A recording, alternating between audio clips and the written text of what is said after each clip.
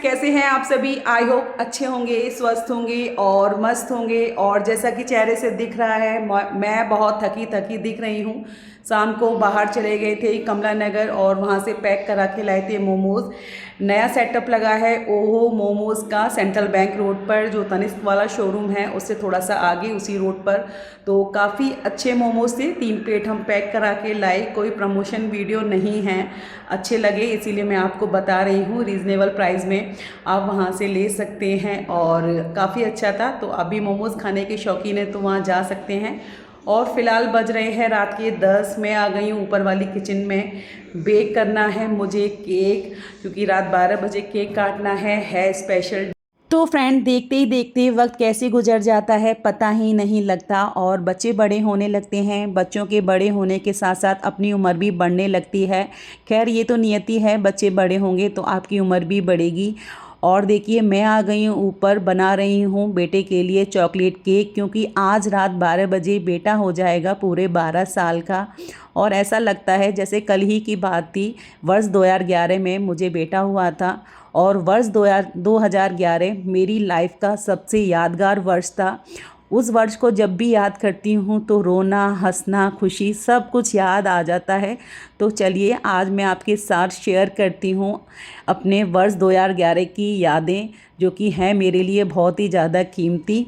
तो वर्ष की शुरुआत होती है जनवरी मंथ से, और जनवरी महीने में मेरे बीएड का रिज़ल्ट जो कि अटका हुआ था, जिसके आने का इंतज़ार मैं कर रही थी कि रिज़ल्ट आ जाए, क्योंकि काफ़ी सारी जॉब की वैकेंसी आने वाली थी। तो इसलिए लग रहा था कि रिज़ल्ट कब आएगा। तो जैसे ही वर्ष 2011 का जनवरी मंथ आया, हमारा बीएड का अटका हुआ रिज़ल्ट डिक्लेयर हो गया। ये मेरे लिए बहुत ही ज़्यादा खुशी की बात थी।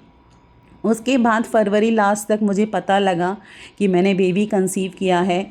और मैं उस समय करती थी प्राइवेट टीचिंग और ट्यूशन्स, तो फिर टीचिंग मैंने छोड़ दी क्योंकि मुझे परेशानी होती थी। तो मैं केवल ट्यूशन ही पढ़ा रही थी उस वक्त। और उसके बाद निकले हमारे एलटी ग्रेड के राजकीय के फॉर्म। तो मैंने केवल 3-4 जगह से ही फॉर्म डाले थे और बहुत सारे लोगों ने सारे मंडल से डाले थे, 15-15 जगह से फॉर्म डाले थे। लेकिन मुझे लग रहा था कि मेरे परसेंटेज कम हैं, कहीं पर मेरा नंबर नहीं आएगा। लेकिन पापा ने मेरे से बोला, बेटा सब लोग इतनी सारी जगह से फॉर्म डाल रहे हैं, तुम 2-3 जगह से और डाल दो। तो पापा मेरे लिए 2 फॉर्म लेकर आए बाद में। एक मैंने डाला इलाहाबाद का और एक मैंने डाला फैज़ाबाद का। तो एलटी ग्रेड के मैंने 4-5 जगह से ही केवल फॉर्म डाले थे और फॉर्म डालकर छोड़ दिए। उसके बाद जो है 7 अक्टूबर को मुझे हुआ बेटा। बेटी मेरे पास थी पहले से 4 साल की, और मुझे बेटा हुआ तो मेरी फैमिली कंप्लीट हो गई। ये मेरे लिए बहुत ही ज़्यादा खुशी की बात थी। फिर जब बेटा 15-20 दिन का था, तभी जो है इलाहाबाद से कॉल लेटर आया, जो कि आया मेरे ताऊजी के घर पे। वहाँ से फ़ोन आया भाभी का कि कोई कॉल आया है, कोई लेटर आया है तुम्हारा, तो मंगा लेना। मैंने अपनी सिस्टर से बोला कि कोई लेटर आया है, जाके देख लेना वरना कल आ जाएगा। लेकिन बहन चली गई वहाँ पर और वहाँ से फ़ोन करती है, दीदी कल काउंसलिंग है इलाहाबाद की। आप सोचिए, कल काउंसलिंग है, 15 दिन का मेरा बेटा है, रिजर्वेशन है नहीं, हम लोग कैसे जाएंगे। और उससे अच्छी बात, उस दिन हस्बैंड भी नहीं थे, आ, वो गए हुए थे मथुरा, और मैं मम्मी के पास थी क्योंकि बेटा था छोटा 15 दिन का, तो मम्मी के यहाँ रुकी हुई थी। तो हस्बैंड को कॉल किया कि इलाहाबाद के लिए निकलना है, डॉक्यूमेंट चाहिए, फ़ाइल घर में लॉक थी। तो हस्बैंड भी दौड़े दौड़े आए 9 बजे, फिर घर से जाके फ़ाइल लेकर आए। फिर मैं और पापा निकले इलाहाबाद के लिए, बेटे को मम्मी के पास ही छोड़ा और रात 10 बजे हम लोग निकले। और ट्रेन में रिजर्वेशन नहीं था, जैसे तैसे हम लोग पहुँचे। और दिवाली का टाइम था तो सारी ट्रेन फुल थी। और काउंसलिंग करा के नेक्स्ट दोपहर बाद हम लोग निकल आए और रात तक घर पर आ गए थे। तो पूरे 24 घंटे में हमारा आना जाना काउंसलिंग हो गई थी। और कुछ दिन बाद ही था मेरा टेट का एग्ज़ाम, जो कि प्राइमरी और जूनियर लेवल का दोनों का था। दोनों ही एग्ज़ाम मैंने दिए और बाद में मेरे दोनों ही एग्ज़ाम क्लियर हो गए थे। फिर कुछ दिनों बाद फैज़ाबाद से काउंसलिंग का लेटर आया, तो उस वक्त जो है हमने रिजर्वेशन करा दिया था। फिर मैं बेटे को लेकर गई, तो मैं, बेटा और हस्बैंड गए थे और फैज़ाबाद से काउंसलिंग कराकर हम लोग वापस आ गए थे। और उसके बाद देखिए नवंबर आते आते 22-23 नवंबर को बेटे की हो गई थी बहुत तबीयत ख़राब, उसे डबल निमोनिया हो गया था। शाम को मैं दवाई दिला के लाई थी और उसके बाद फिर भी उसकी खांसी रुक नहीं रही थी। पूरे रात बेटा खांसता रहा, 2 महीने का बेटा मेरा, और पूरी रात खांसता रहा और मैं और हस्बैंड उसे लेकर बैठे रहे कि मॉर्निंग हो और हम लोग डॉक्टर पे जाएं। तो सुबह हुई और हम लोग डॉक्टर पर गए, कमला नगर में सुनील अग्रवाल जी के यहाँ गए और वहाँ पर जाकर कंपाउंडर ने बोला कि 1 बजे नंबर आएगा। बस ये सुनते ही मैं रोने लगी कि मेरे 2 महीने का बेटा जो सांस नहीं ले पा रहा है उसका 1 बजे नंबर आएगा। तो उन्होंने बोला अच्छा चलिए डॉक्टर को दिखा देते हैं। फिर डॉक्टर को दिखाया और उन्होंने बेटे को एडमिट कर लिया। पूरे 4-5 दिन तक बेटे को ऑक्सीजन चली, ड्रिप चली और जो हालत थी बेटे की और हम सब की वो पूछिए मत। हर एक पल इतना मतलब कठिन गुजर रहा था कि पूछिए मत। मैं, मम्मी और हस्बैंड हॉस्पिटल में रुके और 4-5 दिन तक ऑक्सीजन चली। फिर बेटे की कंडीशन नॉर्मल हुई, फिर हम उसको लेकर घर पर आ गए थे। तो उस समय मतलब अभी भी मैं आपको बता रही हूँ तो मुझे रोना आ रहा है उस कंडीशन को याद करके। आज भी रोना आता है जब बेटे को याद करती हूँ। छोटा सा बेटा पूरी रात रो रहा था मेरा। फिर बेटे को डिस्चार्ज कर दिया और घर पर लाकर थोड़ा सा उसको आराम होने लगा और बेटे के सही होने के 15 दिन बाद करीब 10 दिसंबर को मेरे पास जॉइनिंग लेटर आया कि फैज़ाबाद में आपको इंटर कॉलेज में ज्वाइन करना है। और उस जॉइनिंग लेटर की मैं खुशी नहीं मना पा रही थी। मैं सोच ही नहीं पा रही थी कि मेरी जॉब लग गई है, मैं खुश हूँ कि रोऊँ, क्योंकि यहाँ से 500 किलोमीटर से ज़्यादा दूर था फैज़ाबाद। बेटे को छोड़कर जाऊँ कि लेकर जाऊँ, क्योंकि अभी अभी मेरे बेटे की तबीयत सही हुई है। मैं समझ ही नहीं पा रही थी। जॉब जिसका कि मुझे इतने दिनों से इंतज़ार था कि मुझे जॉब लगे, मेरी फैमिली को इंतज़ार था, मेरे पापा को बहुत था, मेरे हस्बैंड को बहुत था कि मेरी जॉब लगे। मैं सोचती थी इन सब के लिए यही सबसे बड़ा गिफ्ट होगा कि मेरी जॉब लग जाए, क्योंकि मेरी दोनों बहनों की जॉब लग गई थी। मैं बड़ी थी घर में तो मेरी जॉब नहीं थी। तो थोड़ा कहीं ना कहीं मुझे भी रोना लगता था कि ऐसा मैंने क्या किया है कि मेरी जॉब नहीं लग रही है।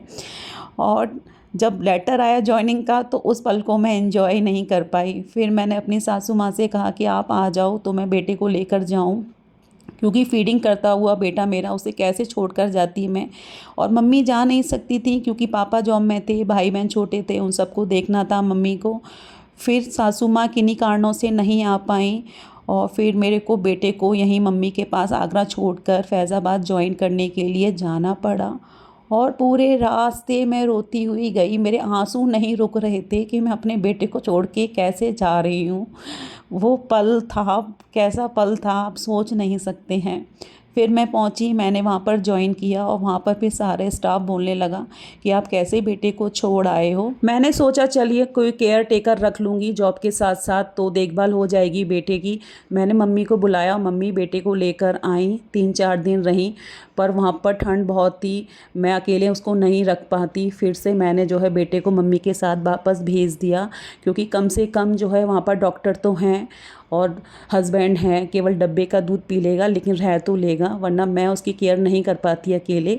तो मम्मी को वापस भेज दिया और बेटा जो है वहीं रहा। उस समय मेरी हालत बहुत कमज़ोर हो गई थी, मैं बहुत वीक हो गई थी, सबको याद करती थी, क्योंकि कभी मैं शादी के बाद एक दिन नहीं रही अलग, और शादी से पहले भी कभी अलग नहीं रहे हैं, कहीं नहीं गए हैं।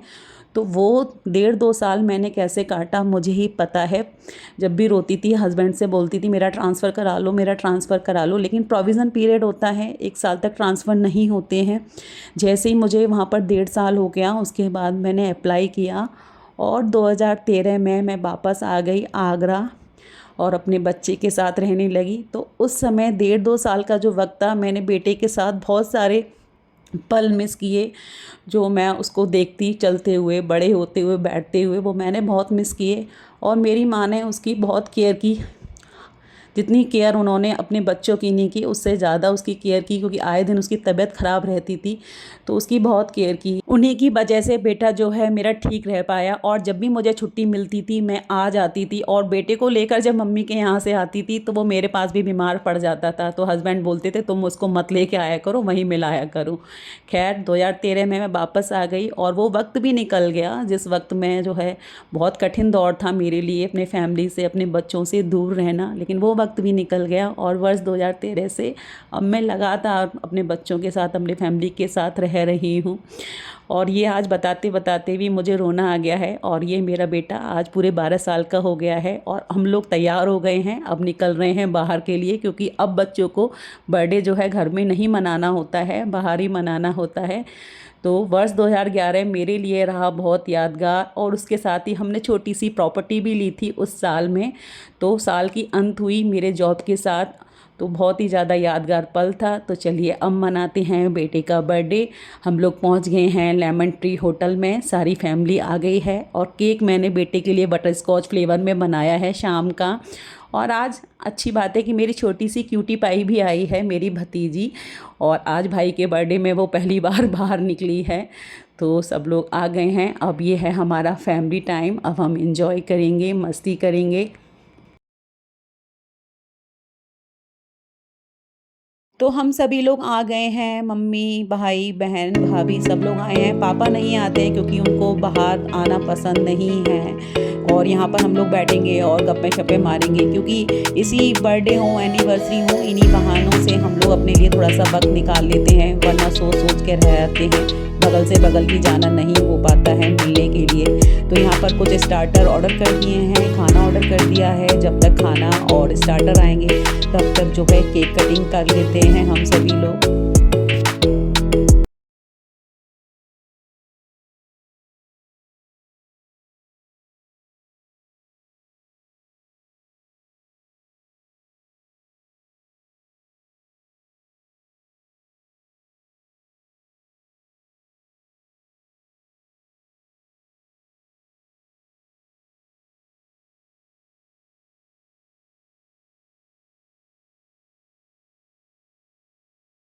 तो शाम के लिए मैंने बटर स्कॉच फ्लेवर का केक बनाया था। आज छुट्टी ली थी मैंने, मैं स्कूल नहीं गई थी, क्योंकि शाम को आती तो फिर चेहरे पर थकान अलग ही दिखती है। और वैसे भी थकान थी क्योंकि रात 1 बजे के बाद हम लोग सोए थे और उसके बाद 5 बजे मैं उठ गई थी स्कूल टाइम से ही और घर के सारे काम किए। तो थकान तो मुझे थी, मेरे फेस से दिख रही थी। और स्कूल जाती तो और थकान हो जाती, इसीलिए मैंने आज छुट्टी ले ली थी।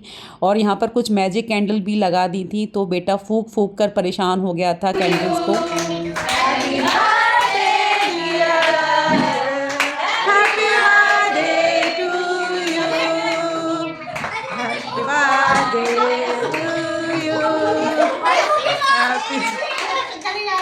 बुला के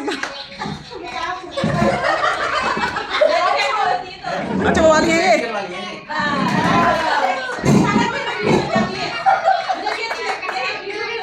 फिर बेटे ने केक कटिंग की और सबसे पहले अपनी नानी को केक खिलाया, क्योंकि नानी का ही हक है सबसे पहले, क्योंकि बचपन से उन्होंने ही उसे पाला है।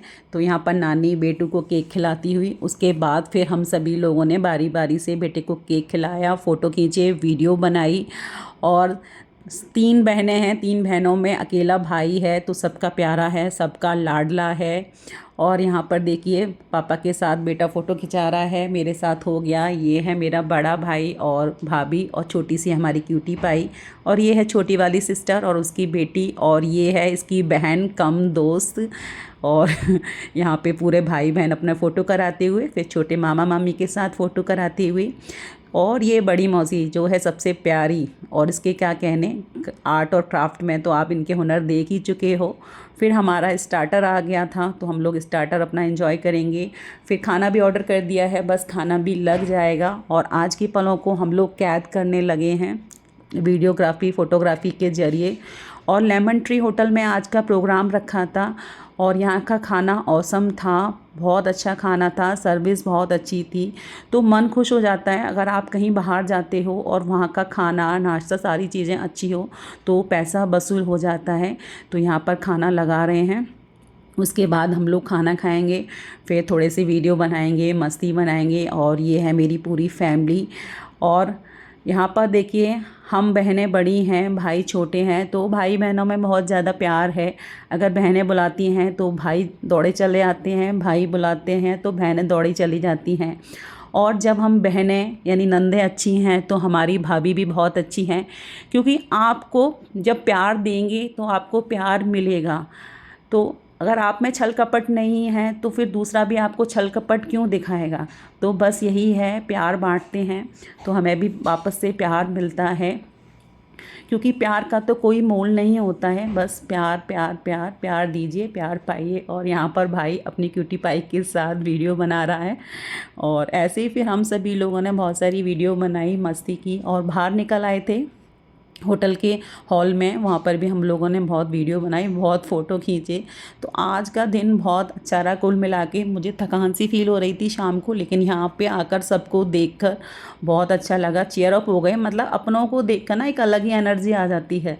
तो बस यहाँ पे एनर्जी से फुलफिल होकर हम लोग कर रहे हैं वीडियोग्राफी, मस्ती। तो ये है हमारा फैमिली टाइम। और वीडियो अच्छी लगी हो तो लाइक कीजिए, चैनल को सब्सक्राइब जरूर कीजिए। मिलेंगे नेक्स्ट वीडियो में। Till then bye.